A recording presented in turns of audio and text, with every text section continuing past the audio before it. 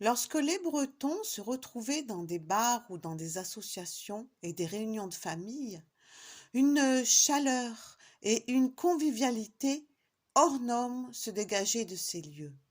Les lieux où les lampadaires, luminosité, éclairaient les décorations intérieures avec une telle candeur que c'est tous les jours Noël.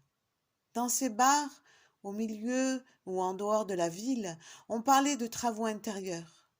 On parlait de voyages, d'étoiles et de rêves, rêvasseries inimaginables. On s'inventait une vie et on racontait sa vraie vie. Les banalités s'installaient sur les exploits des marins, les pérégrinations s'échappaient sur les bières des hôtes attablés et mûrs à souhait. Les sourires se dessinaient au crayon rouge avec des regards assassins qui se dévisageaient. L'alcool montait à la tête de tous. Que des hommes dans les bars. Ces mêmes hommes qui avaient transporté des pierres au temps des druides, ces mêmes hommes qui transportaient des cailloux dans leur jardin, maintenant, qui parlaient de kiwis et d'agencement d'arbres, de jardinage et de labeur, ceux qui défiaient toujours la nature comme on boit un coup. Les femmes étaient au foyer, en train de préparer la cuisine. Ces mêmes femmes allaient dans des associations lorsqu'elles étaient seules ou veuves. 144 associations à Hennebont. Pas un homme ne savait cela. Anna savait cela car elle venait de la ville et connaissait bien les tuyaux pour sortir. Anna était attablée dans un bar qui se nomme chez Huguette. À Hennebont, au bout d'une route, au fond de la ville, entre Netto, le supermarché à bas prix, Intermarché et Leclerc. Ce bar était loin du centre-ville. On avait l'impression d'être dans un désert au bout du monde, mais quand on y entrait, on était dans la vie. Au centre-ville, des bars PMU étaient accolés les uns aux autres, accolés à la pharmacie, au médecin, à l'oculiste, à la poste, sur la place du marché. Ici, chez Huguette, on était loin de la ville, mais pas si loin. C'était juste une impression spatio-temporelle. Les supermarchés trônaient, les routes désertes sillonnaient vers des nouveaux horizons de pluie, d'arbres et de pierres qui poussaient au milieu de nulle part. Anna était attablée avec une copine chez Huguette.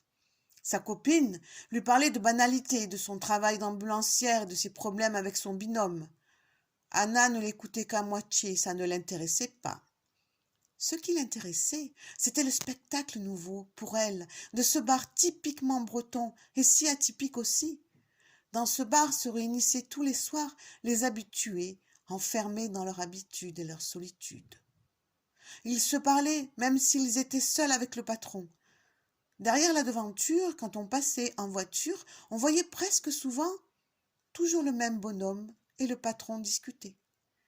Le patron était un danseur de salsa. Il faisait venir tous les vendredis soirs le club de salsa. Et là, à côté des danseurs, les pochetrons qui dévisageaient les belles filles en train de danser la salsa avec un meneur nommé Mohamed. C'était un maghrébin.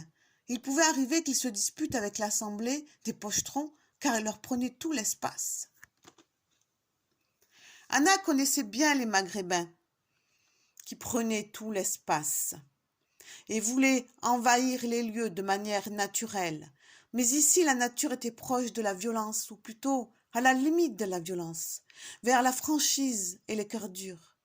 Mais personne ne pouvait toucher ces belles filles qui dansaient la salsa avec une sensualité bien connue dans cette danse. Les danses de salon étaient aussi au rendez-vous comme on le faisait n'importe où en ville ou même dans les grandes villes. La salle était divisée en deux le vendredi soir, les abonnés de danse et les Bretons.